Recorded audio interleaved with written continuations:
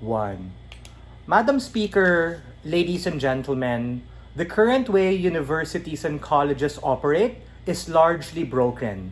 We need to understand that this is a value judgment debate about the lens in which we hire particular individuals, and we need to understand that given that on average, being able to go into like a school or university is something that becomes an afterthought for many people because they can easily make more money working in their corporate careers. So this debate is how universities can become more competitive and specifically why they need to be able to re-engineer the hiring process in order to not only incentivize these individuals to come in, but also create a better atmosphere for students in order to prepare them for life outside the university. I have a few strategic observations with embedded rebuttal for opening half.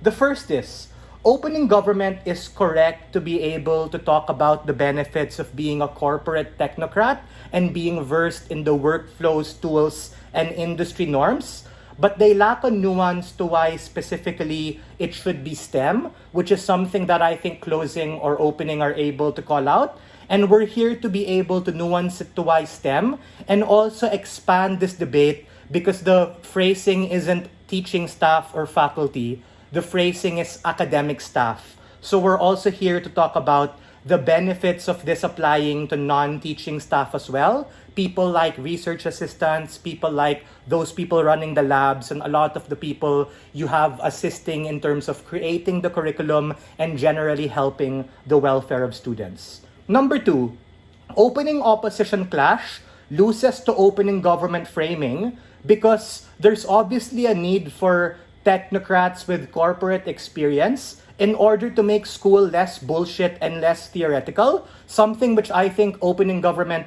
does quite well in terms of establishing urgency, but opening opposition is dismissive too, nor are they able to really explain their converse burden of how they can solve the problems they accuse opening government for.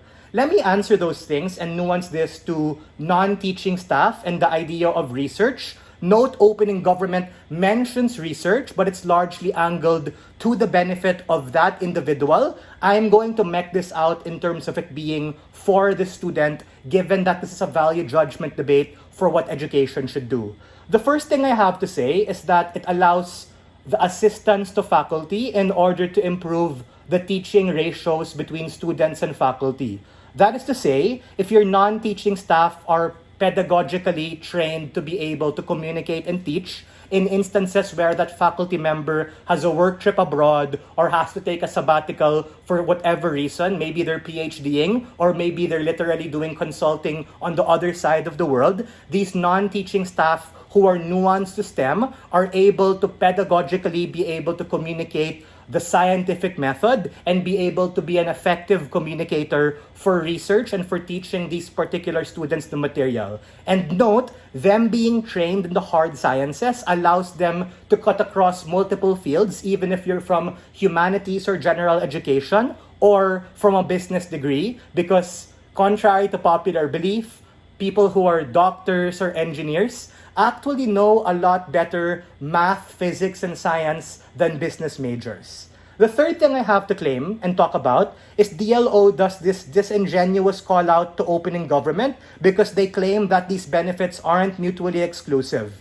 But we think that the things they say, like on-the-job training or internships, happen in all sides of the house. The further nuance I have when you have these people who not only work in corporate but also have a STEM and research heavy background, they're able to write things like recommendation letters to you wanting to take a master's or PhD for the student. They're also able to be a more active mentor or advisor for these students. And take note that this is more proximate to the student life and the individual as opposed to what our opening talks about, which is correct, but it's somewhat centric to that individual.